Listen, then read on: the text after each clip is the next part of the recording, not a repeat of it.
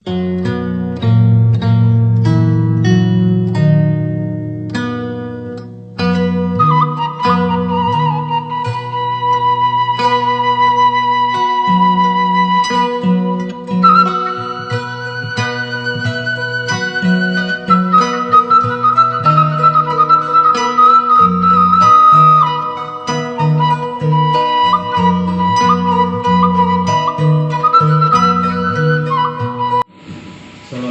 warahmatullahi wabarakatuh.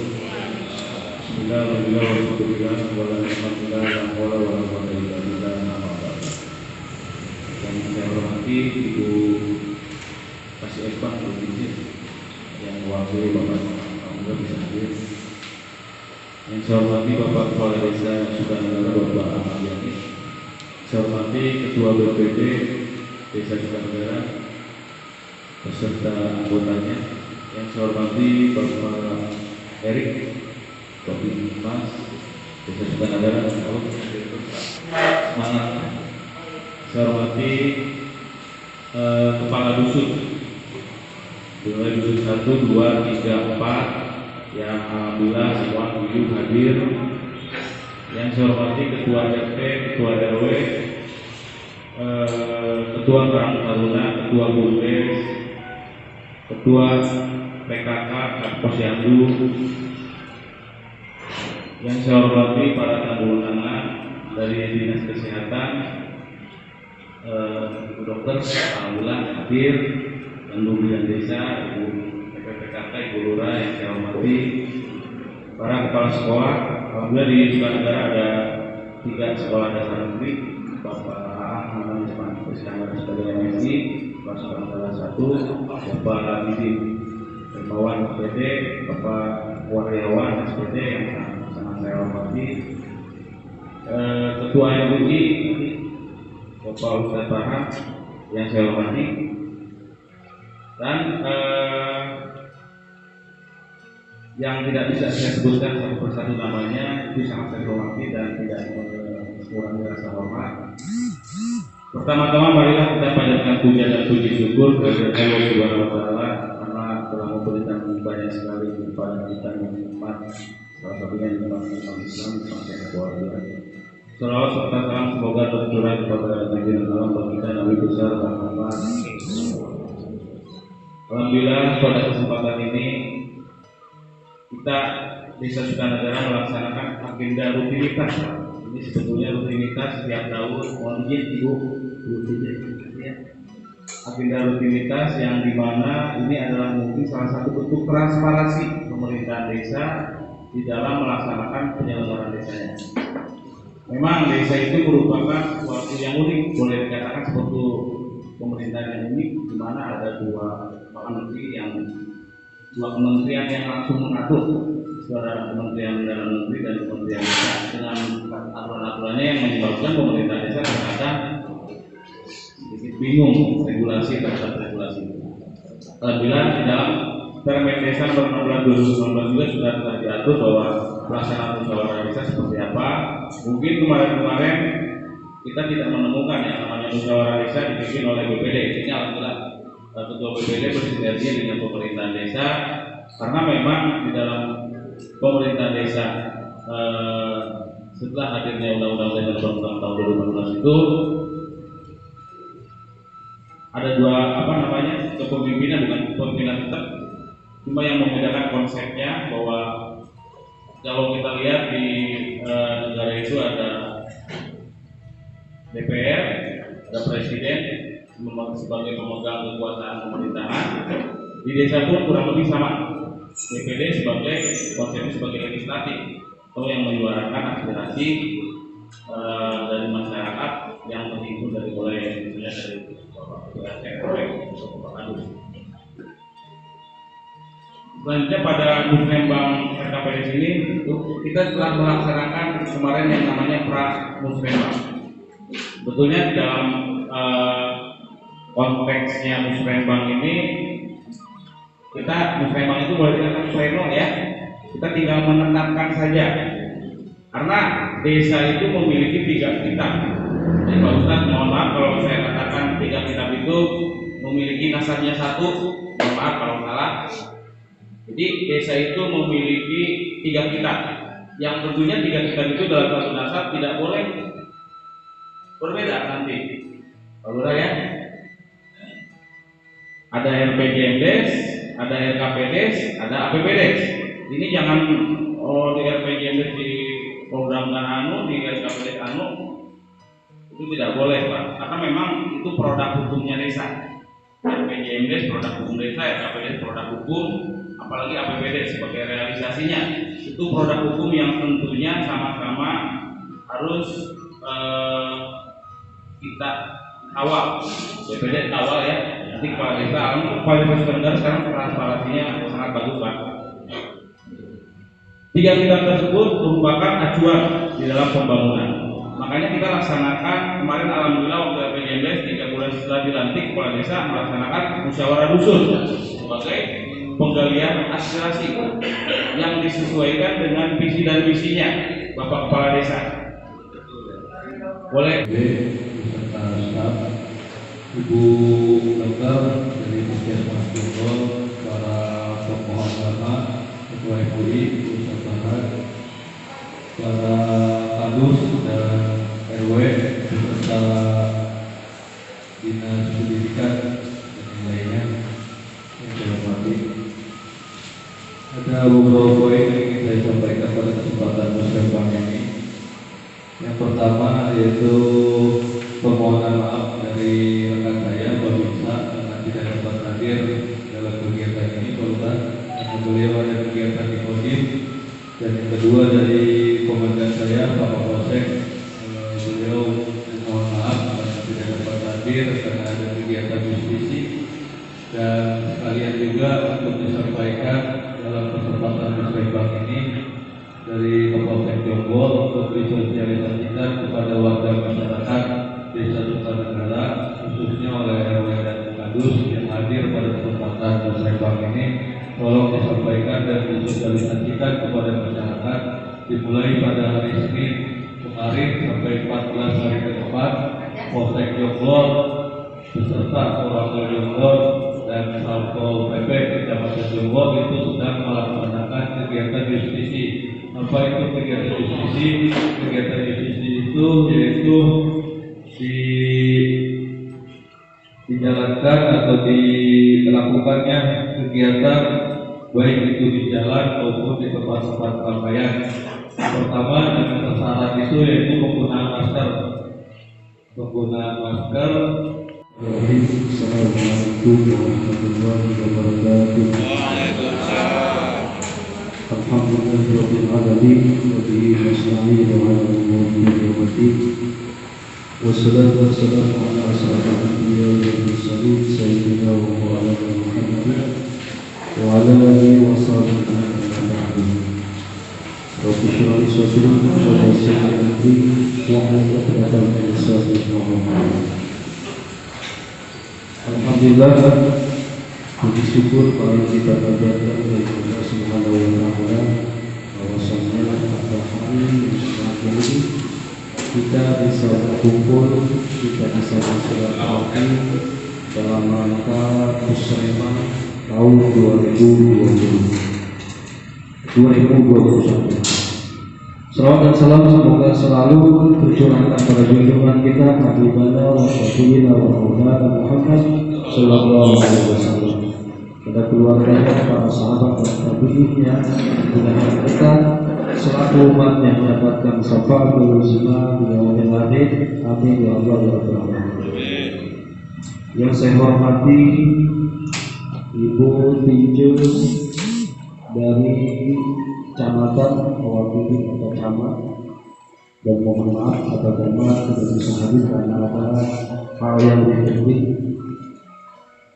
Yang saya hormati Ketua BPD beserta jajarannya, yang saya hormati Pak Wabid dan Humas saudara-saudara Polri, yang saya hormati Bapak pendamping desa, Bapak Selamatullah, dan yang saya hormati wakil khusus pada Ibu Dr. Yuki selaku Kepala Puskesmas Sukanegara, Khusus maksudnya. Apalagi pandemi ya Pak. Yang saya hormati Ketua Karang Taruna beserta jajarannya, yang saya hormati Ketua BUMDes beserta jajarannya, yang saya hormati Bapak Kepala Sekolah SD 1, 2, dan SD Jaya, yang saya hormati dari Lembaga Pendidikan, yang saya hormati, mudah-mudahan selalu dilindungi Allah Subhanahu Wa Taala, Bapak Kadus RW yang saya cintai, yang saya banggakan. Mudah-mudahan selalu diberikan kesehatan dalam mengemban amanah untuk melakukan pelayanan yang baik terhadap masyarakat. Sebelum saya buka visi-misi kami selama PJMP selama 6 tahun, karena masih dalam suasana pandemi, makanya kami berkoordinasi dengan DPD Sukarnegara, jangan terlalu banyak mengundangnya, cukup 30 orang. Ini kita mengikuti peraturan yang mana saat ini Kabupaten Bogor tentang permasalahan COVID meningkat.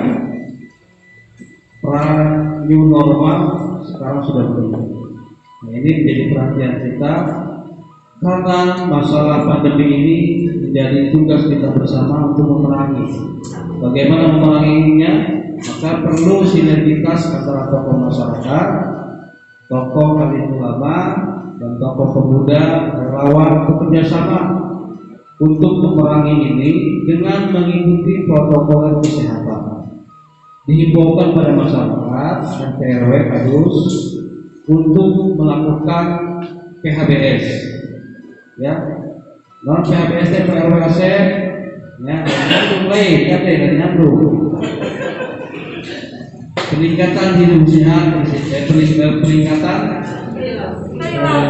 perilaku hidup sehat dan bersih. Nah ini ya, dimulai dari diri kita, keluarga kita, tetangga kita, dan saudara kita. Itu adalah tugas kita bersama. Kenapa? Karena RT RW memiliki tugas dan fungsinya masing-masing di dalam mensosialisasikan apa yang menjadi instruksi dari pemerintahan. Kita sebagai pemerintahan kecil harus menginstruksikan atau menghimbau kepada masyarakat, ya, menghimbaunya yang baik demi kebaikan masyarakat kita. Yang kedua, untuk melaksanakan ketika keluar rumah harus wajib memakai masker. Nyampe RW-nya, lalu masker di rumah pakai nore. Apalagi gosip ibu-ibu dan bapak. Ya, tolong RT RW harus tegas. Karena di daerah ini sekarang sudah menjadi zona kurang diharapkan.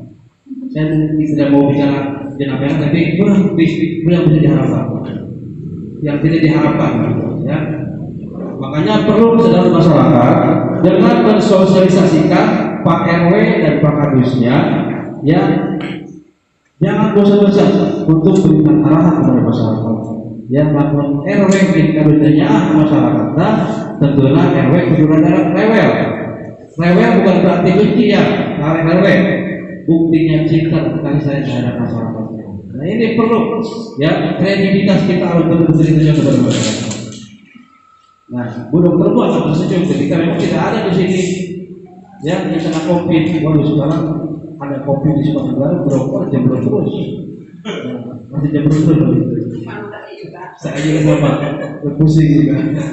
Makanya butuh kesadaran masyarakat, ya. Tentunya peran serta RW, Kadus, RT, dan semua pihak, ya, tokoh masyarakat, tokoh alim ulamanya, tolong untuk bersinergitas, ya, dalam memerangi pandemi COVID-19 ini. Mengikuti instruksi dari pemerintah daerah dalam ini bupati. Terus untuk yang hajatan, ya, untuk hajatan tidak boleh, sebetulnya tidak boleh dulu. Apalagi, ya, bikin kita merah, ya, kita tidak boleh gitu. Ya hanya cukup walima 30 orang cukup. Nah, tapi itu pun mengikuti protokol kesehatan. Saya seringkali setiap momen-momen seperti ini saya menyampaikan tentang protokol kesehatan. Tetapi mungkin masyarakat kurang sadar dalam kesehatannya, makanya daya di sesuatu negara khususnya sekarang masuk jermen. Justru ini yang saya tidak harapkan. Justru butuh dari masyarakat supaya masyarakat menyadari tentang adanya COVID-19. Ya, sumber RT yang Pak Desa yang luar biasa. Justru perlu sinergitas antara aparatur pemerintahan desa dengan masyarakatnya supaya satu komando. Pakai masker lalu keluar, enak razia supaya kayak. Nah ini sampai sekarang pihak kepolisian berazia, itu bentuk kasih sayang terhadap masyarakat atau rakyatnya. Saya lupa, mohon maaf, Ketua MUI Bapak Ustaz Sofyan Farhan dan Bapak Ali Dimyati, Kiai Dimyati, Bapak Ketua Bidang Dakwah, Bidang Fatwa yang saya hormati, mudah-mudahan selalu bersemangat.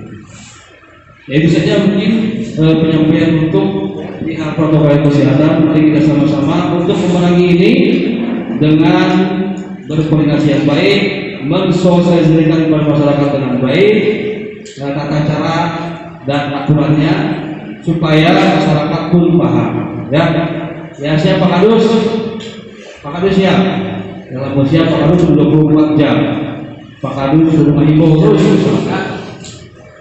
Nah ini melanjut pada visi misi RPJMDes selama jabatan kami 2020-2025 ya, mewujudkan visi, mewujudkan sumber daya manusia yang berkualitas dan berakhlak, berkeadilan dan pembangunan yang merata. Satu, mewujudkan tata kelola pemerintahan desa yang demokratis, yang berlandaskan pada musyawarah mufakat. Jadi ketika ada permasalahan dalam ranah kadus, ya itu harus mendepankan mufakat, musyawarah dan mufakat. Kalau langsung ke desa, selama itu bisa diselesaikan di wilayah, maka selesaikan dengan cara musyawarah dan mufakat.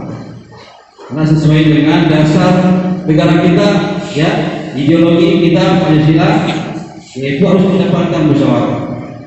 Maupun apapun permasalahan di bawah, sekecil apapun permasalahan itu, apalagi sebesar apapun masalah itu harus diselesaikan dengan secara mufakat, musyawarah dan mufakat. Tidak boleh kita melakukan kesemena-menaan terhadap masyarakat, hukum orang jadi kadus, orang jadi RW, semena-mena terhadap masyarakat. Ini tidak boleh terjadi. Ya, kita memiliki aturan, kita sebagai public figure yang harus bisa memberikan contoh yang baik dari masyarakat. Paham Pak Kadus? Yang dua, mengedepankan transparansi pada setiap kebijakan strategis dengan meningkatkan profesionalitas dan kapabilitas perangkat desa yang bersinar santun. Jadi dalam apapun kegiatan apapun yang dilakukan oleh desa untuk masyarakat, masyarakat harus memberikan sosialisasi berapa anggaran ini. Ya, jangan sampai ditanya Pak Kadus, RW, kita pembangunan lapangan bola, anggaran terang lagu. Nah ini tidak profesional. Ya, kita sebagai kadus, sebagai RT RW-nya, perangkat desa harus tahu apa program yang menjadi program desa. Apa aja pembangunan di sana, berapa anggarannya, masyarakat harus tahu. Ya, nah ini menjadi salah prioritas kami. Kita harus proporsional. Jangan sampai RT RW yang ditanya berapa anggaran ini, untuk apa tujuannya, saya terang tanya. Nah ini nggak boleh. Aparat pemerintah desa harus tahu apa yang menjadi program desa, bisa memberikan pemahaman ya pada masyarakat tentang program-program desa yang akan dilaksanakan. Nah ini jangan terjadi pakai RKSM ditaruh ke masyarakatnya terang Tentara harusnya kepala desa. Nah, ini nggak boleh terjadi ya. Nggak boleh terjadi. Bahwa ada yang seperti itu SP satu. Yang ketiga, membangun SDM generasi muda, ya, membangun SDM generasi muda yang berkualitas dan berakhlak dengan meningkatkan pendidikan agama dalam aspek kehidupan masyarakat dalam ruang majelis taklim, lembaga pendidikan TK, PAUD, dan sekolah dasar sampai tingkat pembinaan berbangsa. Saya sudah membuat program abri mengaji, ya. Saya sudah membuat program abri mengaji, tentunya sinergitas RT, RW, tokoh masyarakat dan MUI, ya, untuk senantiasa mengawal regenerasi muda kita. Jangan sampai ada regenerasi muda kita SD umur 3 tahun, umur 3 tahun, pas 3 SD masih keluyuran di jalan, ya, pas 6 SD masih keluyuran kita di jalan, waktu pada saat maghrib. Nah, ini tentunya untuk merubah mindset masyarakat di dalam mental spiritualnya harus kita memiliki peran penting, ya, pemerintahan memiliki peran penting di dalam merubah mindset masyarakat dalam spiritual, ya, supaya mereka menjadi generasi muda yang baik, yang soleh dan soleh. Nah, ini tugas kita bersama. Ya, tentunya program maghrib pengaji ini alhamdulillah yang tadinya pengajian hanya 10 orang sekarang sudah 50 orang. Ya, program maghrib pengaji matikan TV, gadget, handphone dan sebagainya, maghrib pengaji jurunggon anak-anak pada saat pengajian. Ya, kalau tidak pengaji ke madrasah. Ini harus, karena untuk memupuk generasi muda, kalau tidak berhasil dengan agama yang kuat sejak dini, ini akan menjadi bahaya buat kita. Ekonomi secanggih apapun, secanggih apapun, jangan sampai tergeser alat. Ya, alat itu penting. Jadi jangan sampai anak-anak kita disuruh sekolah pengetahuan tidak sama-samanya, tidak diberikan, ini akan bahaya. Ya, akan tergeser adabnya terhadap orang tua, akan tergeser adabnya terhadap guru, akan tergeser adabnya terhadap yang lebih tua. Dia merasa sombong, merasa pintar. Nah, ini nggak boleh. Justru agama itu diberikan kepada generasi muda kita sejak dini. Tentunya ini tugas kita semua yang harus kita kawal bersama di sini. Jikalau ada masyarakat yang tidak memasukkan ke pengajian, ya, atau kosong madrasah, RT, RW, kadus bermusyawarah, adakan teguran secara persuasif. Ini alhamdulillah sudah dilaksanakan oleh RT, RW, kadus. Dan alhamdulillah sekarang pengajian di Sukanegara sudah mulai grafiknya sudah mulai meningkat. Tapi dalam suasana pandemi ini memang sedikit menurun karena dalam situasi pandemi. Yang keempat, mewajibkan kepada masyarakat yang memiliki anak 7 sampai dengan 16 tahun untuk menyekolahkan ke sekolah madrasah atau ke pengajian ponpes majelis terdekat yang ada di wilayah masing-masing di Sukanegara. Yang kelima, meningkatkan kualitas hidup guru honorer, guru ngaji dari tingkat TK, PAUD sampai tingkat SD, ustaz dan ustazah dengan memposisi melalui anggaran BHPRD dan PAD desa. Artinya, ketika visi-visi kami ini mewujudkan sumber daya manusia yang berkualitas dan berakhlak, kalau para pengajar tidak perhatikan, itu percuma, akan tidak balance, tidak seimbang. Sementara kita anak-anak itu suruh mengaji, tetapi tidak diperhatikan guru-gurunya. Nah, ini tidak akan menjadi kesenjangan. Justrunya sinergitas antara guru mengaji dengan guru itu harus terwujud. Tentunya peran pemerintah mendorong. Yang berikan sudah 172 nanti itu sudah kami hadirkan. Nanti jadi spiral untuk SD 1 dan SD 1 dan SD 2 itu sudah ada yang masih pada kami itu masuk dinas Semarang ya, sudah ada. Nanti 2021 akan ada bantuan untuk peningkatan kapasitas pendidikan sekolah dasar SD 1 dan SD 2. sebanyak 68 juta dolar. 68 juta. Sejauh ini bisa saya sampaikan, intinya menunjukkan bila memang ada hal-hal yang perlu ditanyakan kepada kami, insya Allah ketika kami bisa menjawab, kami jawab. Kalau tidak bisa, mungkin ada ketua PPD, ketua MUI, Ibu Sijil, Pak Erik, ya. Maka silakan. Mohon. Wassalamualaikum warahmatullahi wabarakatuh. Yang saya ingin sampaikan, yang pertama, untuk tahun kemarin kan SD Sukanegara 1, Sukanegara 2 itu ada bantuan dari pembangunan perpustakaan. Ya Pak Lurah ya, untuk tahun anggaran 2021 ini itu bagaimana? Itu yang pertama. Yang kedua, masalah kita tadi sudah disampaikan tentang padasi itu akan ada bikin saluran di sini di Makassar. Namun saya dari dulu Pak mengusulkan dari 2017 yang pertama memang itu, ya. Yang kedua masalah perpustakaan yang tercover adalah perpustakaan, ya. Dan alhamdulillah mungkin mudah-mudahan 2021 ini terrealisasi. Yang saya ingin sampaikan sebenarnya masalah irigasi di padasi itu ketika musim hujan itu suka banjir ke SD, ya, dari bibir SD. Pipa, Pak juga pernah tahu, ya, mendengar pernah di sana. Ini itu diusulkan. Saya juga sudah koordinasi dengan PKP, Makam Adat dan sebagainya. Ini belum ada tindakan ya, gitu ya.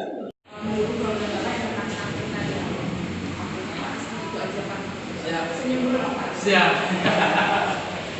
Jadi kan situasi kondisi COVID sekarang, ya, saya sangat prihatin. Satu, kami selalu sampaikan apa yang menjadi aturan atau perintah dari protokol kesehatan terkait kamari ajaran kabar. Wallahu a'lam bishawab, tentang kebenarannya saya tidak tahu karena saya bukan ahli medis, ya. Sudah kurang lebih seluruh kegiatan pengajian ibu-ibu khususnya di desa Sukadadi, Kampung Daya dihentikan sementara, ya. Mudah-mudahan saya sebelum mengaji 40 Pak dalam hadis Rasulullah SAW, seorang muslim baik laki-laki ataupun perempuan ketika dia tidak pernah kumpul selama 40 hari di majelis ilmu maka putus rahmat Allah daripadanya. Kita orang Islam, ya, putus. Jangan lupa bahwa secara adil ke pengajian 40 maaf rahmat Allah putus dari Anda. Ini yang tidak sama. Bukan tanggung jawab moral politik, betul tidak? Nah, jadi mudah-mudahan semaksimal mungkin mari kita sama-sama hadapi bersama, tangani bersama persoalan ini. Kan? Ustadz pun bukan tidak membantu, saya membantu terutama para medis dari puskesmas desa Sukanegara. Hanya saya minta, ini mohon dengan sangat, karena saya awam dalam persoalan medis. Jadi ketika pun memang diketemukan ada yang namanya apa saya istilahnya ODP, orang yang tanpa gejala OTG, ya, itu saya nggak pahami. Mohon dengan sangat kepada para petugas, terutama dari apa namanya gugus depan, ya, satgas. Jadi sekali mau diketemukan, jangan langsung diekspos apalagi di media sosial. Karena ini sangat mengkhawatirkan. Mereka pun sama dengan kita manusia. Terlebih ketika mereka dalam tekanan ekonomi. Sebab saya merasakan, Pak, ya, saya merasakan COVID ini sangat luar biasa. Dampak dalam segi sosial ekonomi. Biasanya Bapak Kadus ayam penghasilan satu yang 200.000, enak 100.000 betul. Ini luar biasa. Sekarang ini dalam kondisi seperti ini, kemudian seseorang terindikasi hal seperti itu, diekspos persoalannya, dia akan mendapat loh. dia dikucilkan oleh tetangganya, kemudian di lingkungan masyarakat dicurigai. Nah ini mohon dengan sangat kepada para petugas yang